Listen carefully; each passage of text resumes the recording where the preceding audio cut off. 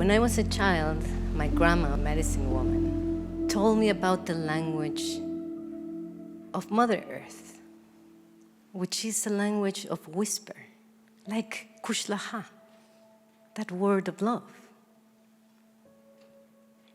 And when it whispers, when we talk about something sacred, we whisper, right? Or when we're in awe, we whisper. So she spoke so much about how to be quiet and listen first before we speak. Maybe we listen a little bit more to what others have to say, to what elders have to say, to our elder plants and fish and winged, rooted siblings, and even farther up to our grandfather sky and, of course, grandmother rocks and our Mother Earth. Flourishing is not about human flourishing. There is not such thing without Mother Earth flourishing.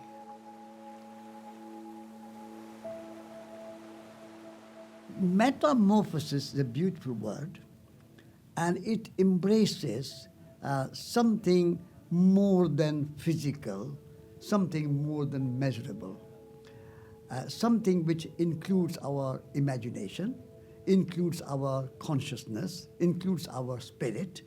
And so we are always seeking metamorphosis. We are seeking something more than physical, something more than memory, something more than thinking, but something feeling, something imagining, something creative, something more conscious.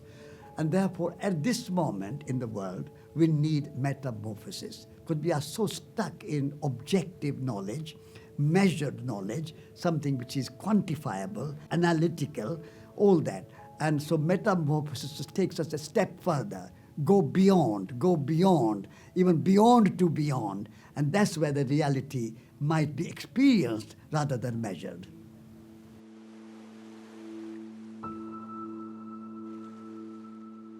And we can never solve a mystery. We accept it. And because I speak this language, I'm always trying to figure things out. So I thought, well, in this language, I'm trying to solve a mystery, and that's what's making me go crazy. And it'll never be done. So we accept that mystery exists, and we have to learn how to relate, and especially to live with other beings other than the anthropocentric that we've cornered ourselves in, that we have the answer because we've taken her apart, and now we're trying to put her back together. The first thing that comes to mind when I think about metamorphosis is death, and the need to write our relationship with death as an important part of the life cycle process. And I think about how much Western cultures and Western civilization have resisted the idea of death, have sought to beat it. They avoid diving deep into that process in the way that indigenous people have embraced. In many indigenous cultures, and I'm thinking now the people of Mesoamerica, we have a Day of the Dead. Death is as much of a celebrated part of our culture as life and birth, because we know that without death there cannot be a rebirth. And that's why a lot of the indigenous wisdom around the fungi is really important, because that's the role of the fungi in the ecosystem as well, to assist in the death and decay of something so that something new can grow out of it. Considering the historical and cultural context that we're in, we're really here to witness the great dying.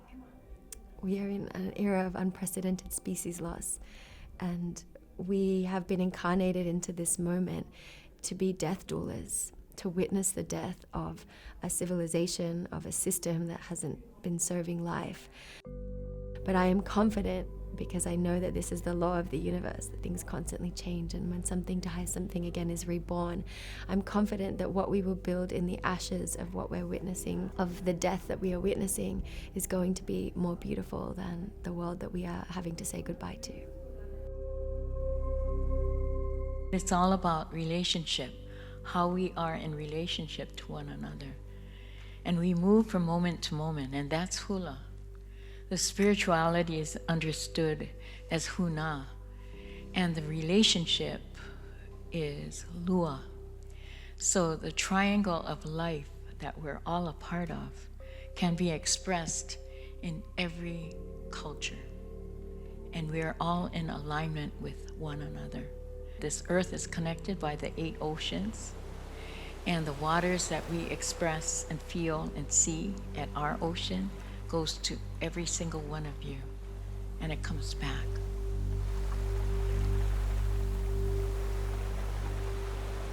Young minds should learn to appreciate that this living earth is what supports us, and we are a part of it.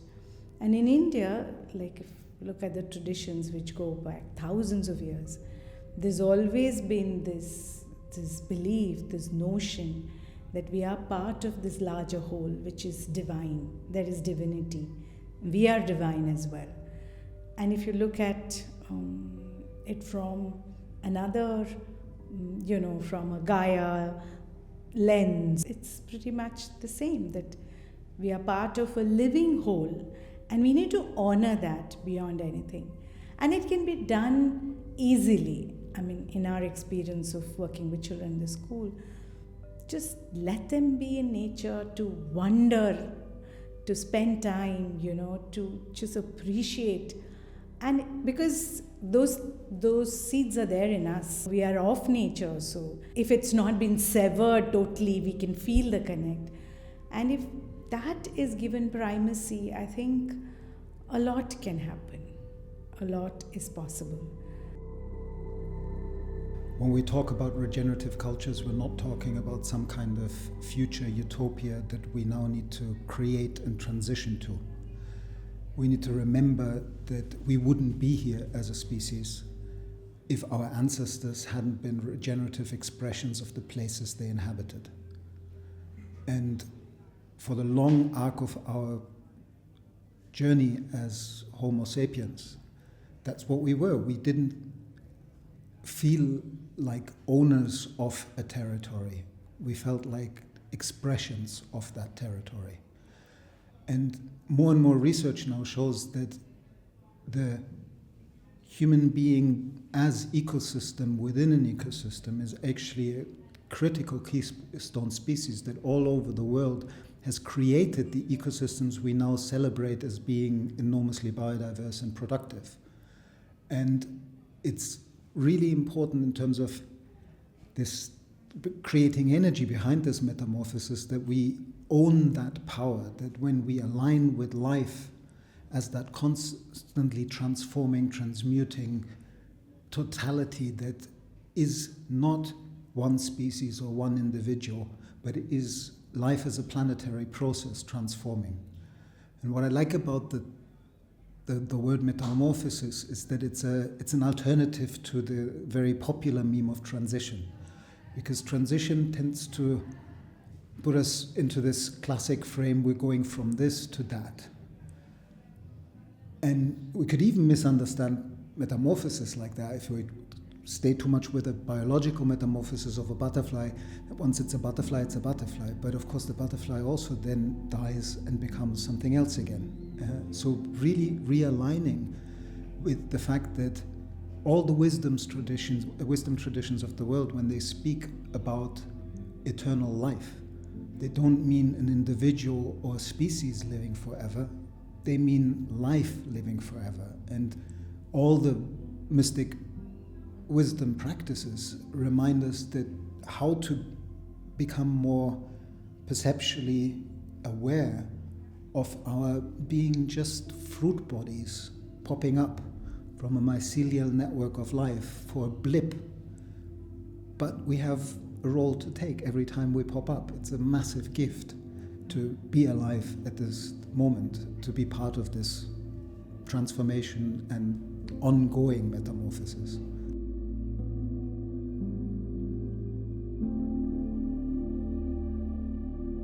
From the background of it all is that we are part of nature, and being part of nature, our responsibility is to make sure that we maintain the three worlds. We have the natural world that is made up of all flora and fauna, which has all living things that God has created. Then we have the social world that is made up of all ethnic groups, whether black or white, whether in any continent, but we are connected, we have one blood. Then we have the spiritual world. That is all the spirits up to the uppermost spirit of the Creator. So there is that connection which has to be restored, which has to continue to survive and to keep the future generations. And it is up to us now, it is in our hands that we revive that and strengthen it and take it forward to the future generation in its natural state and ecological soundness. Metamorphosis. Transmutation is territorial, almost atmospheric. Instead of thinking of change as reducible to individuals in their Newtonian, atomic relationships, and that's not to dismiss or pathologize the little, but it's to see change from a very holistic perspective as involving larger ecologies in conversation with each other. It's like, I think that's the meta there. So ecologies in conversation, territories in dialogue, and that maybe it is our task to listen to these larger systems, these larger concepts, these hyper objects as they interact with one another. Franz Brentano is popular for his exploration of intentionality. It's a very modern concept. Modern civilization reduces agency and accountability and responsibility to intentionality. And what intentionality does is to situate the will to do in the human. It's convenient, but that's how we do it. What we lose sight of is how imbricated we are in networks of co-becoming. So this is where you bring in the philosophers and the feminist insights and indigenous wisdoms that invite us to notice that we have never been separate from rock and river and sunlight and all these things in the making. So it's not that we have intentionality. That's a very capitalist formulation. It's propertied relationship. I have will or I have intentionality. Behavior has always been ecological. So maybe the challenge isn't to separate ourselves, or to try to get back to something that we've always been imbricated in.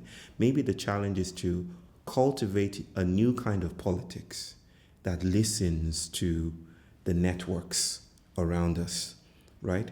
We are not in any position where we can think of ourselves as separate or separable from these systems or from these flows. The thing to do now is to learn how to listen again, right? And this is what I mean when I say that times are urgent. Let us slow down. Slow, small, simple. As an anthropologist, I think that these three terms, very simple terms, slow, small, simple, they are universal. Every culture has these concepts, and they cherish these concepts in their own way, totally different ways. It'll be very interesting to bring all these, cultural concepts of slowness, smallness, and simplicity all together. That will give us a very, kind of great wisdom. What we lost is meaningfulness, right? So the transformation has to be now from usefulness or the tyranny of usefulness to meaningfulness. And That's what I mean by slow down. You know, only when you slow down, you start to really see what is meaningful to your life and to the society, to the human relationships, to the relationship with nature. To me, localization, I use the word localization. Localization means localizing yourself to the meaningful place. I'm seeing that right under our noses, the metamorphosis, the transformation is occurring all over the world. It's occurring almost always led by people who have actually had the privilege of experiencing more connected, whole ways of living. Connected means feeling a sense of belonging in a human scale society with the depth where you are known by who you are, not by what you look like. The slowing down that allows people to connect deeply, that allows them to connect to other human beings and to all of life. That is a movement, it's a shift that's going on right now across the world. In the metamorphosis that's growing from the bottom up, that is a life-affirming path of reconnection. As people connect to others, as they connect to all of life, to the plants, to the animals, to the magic of every moment being unique, every single entity in the web of life, constantly moving, constantly changing. This reconnection needs to be place-based. It's a reconnection that allows our wholeness to connect. It's not just a question of words, it's a question of embodied, place-based reconnection. And I call that metamorphosis localization.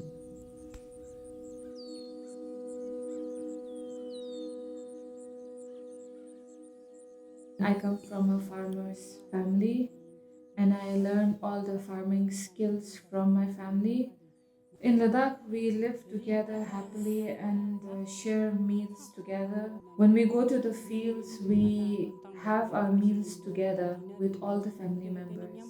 Since we live together and do our all activities together, we learn from first the older generations. The younger generation learn to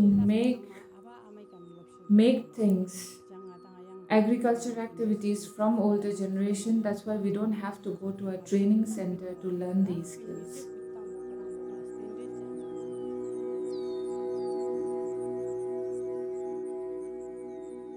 Community members in the village will always help each other in doing all the activities. We never require to hire laborers to do these works.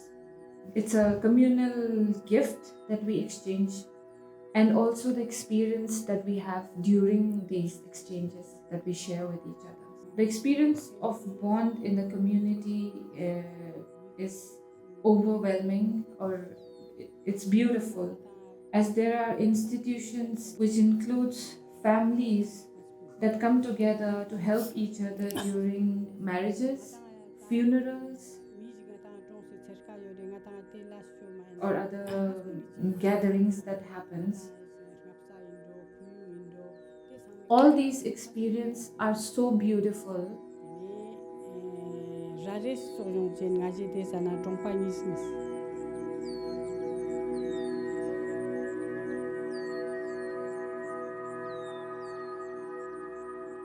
Every day when I go out into my garden around me, I have experiences with, it could be plants, it could be animals, that are teachers in how to take the next step.